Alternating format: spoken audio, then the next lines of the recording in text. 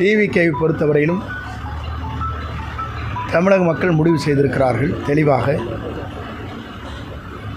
2 இயக்கங்களே இந்த நாட்டை ஆள வேண்டுமா, புதிதாக ஒருவர் தோன்ற வேண்டும் என்ற எண்ணங்களோடு தான் இந்த இயக்கம் இன்றைக்கு வீரநடை போட்டு கொண்டிருக்கிறது. பல கோடி ரூபாய் வருவாயை இழந்தாலும் மக்கள் பணியாற்றுவதற்காக அவர் துணிந்து வந்திருக்கிறார். ஒரு இளைஞர் என்ற முறையில் டிவிகேவுடைய தலைவர், வெற்றி தலைவர் என்று அவரை பற்றி எல்லோருமே கருத்து சொல்வதற்கு காரணம், எல்லோருக்கும் பயம் என்ற அச்சம் இருக்கிறது. வெற்றி என்ற முடியாது என்ற இலக்கை எட்டுவதன் காரணமாகத்தான் இவர்கள் இந்த கருத்துக்களை வெளிப்படுத்தி கொண்டிருக்கிறார்களே தவிர, ஒவ்வொருவருக்கும் தோல்வி பயம் ஒவ்வொருவருக்கும் உருவாகியிருக்கிறது. குறிப்பாக சில பேருக்கு தோல்வி பயம் என்பது தன்னுடைய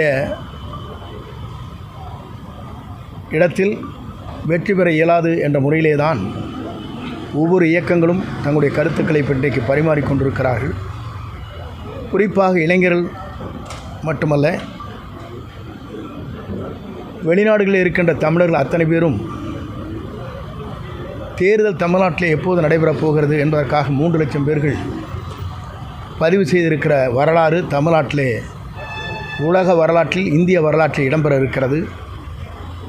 ஆகிய ஒரு புதிய தலைமை தமிழகத்தை ஆள வேண்டும், அதுவும் நம்முடைய வெற்றி கழகத்துடைய தலைவர் ஆள வேண்டும் என்ற நோக்கம் புதிதாக வாக்களிக்கின்ற ஒவ்வொருடைய எண்ணங்களிலும் இருக்கிறது.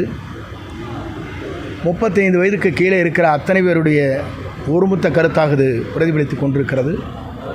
அந்த பிரதிபலிப்பின் மூலமாக நேற்றைய தினம் கூட நான் சில நிகழ்ச்சிக்கு செல்கிற போது குழந்தைகள் தங்களுடைய தாய் தந்தையிடத்தில், பெரியவரிடத்திலும் நம்முடைய வெற்றி கழகத்துடைய தலைவருக்கு வாக்களிக்க வேண்டும் என்று குழந்தைகள் வற்புறுத்துவதாக கூட எங்களிடத்திலே சொன்னார்கள். நான் ஏறத்தாழ நேற்று 72 நிகழ்ச்சியிலே கலந்து கொண்டேன். வெற்றி என்பது மக்கள் சக்தியால் யாராலும் தடுக்க இயலாது. அவர்தான் 2026 தமிழ்நாட்டுடைய முதலமைச்சராக வருவார். 234 அவர் வெற்றி பெறுவார் என்பதை நான் மகிழ்ச்சியோடு தெரிவித்துக் கொள்கிறேன். காரணம் அவருடைய தோல்வி பயம். அவர்களை பொறுத்தவரையில் உங்களுக்கு நன்றாக தெரியும், தோல்வி பயம் ஏற்பட்டால் மட்டும்தான் இதுபோன்ற கருத்துக்களை பல பேர் பரிமாறிக்கொண்டிருக்கிறார்கள். வெற்றி பெற வேண்டும் என்று சொன்னால் நேரடியாக திமுகவிடத்திலே பேச வேண்டும் என்பதை பி டீமாக யார் செயல்படுகிறார் என்பதை நாட்டு மக்கள் தெரிந்து கொண்டிருக்கிறார்கள். ஆகவே அதை பற்றியெல்லாம் கருத்து சொல்வது, அவரை போன்றவர்களுக்கு நான் கருத்து சொல்ல விரும்பவில்லை. எந்த கருத்தை அவர் வேண்டுமானாலும் சொல்லட்டும்.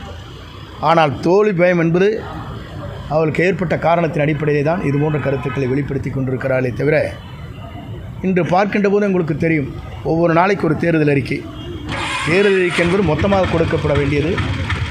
ஒவ்வொரு நாளும் சிந்தித்து தேர்தல் அறிக்கை கொடுக்கிறார் என்று சொன்னாலே எவ்வளவு தோல்வி பயம் இருக்கிறது என்பதை நீங்கள் புரிந்து கொள்ள வேண்டும்.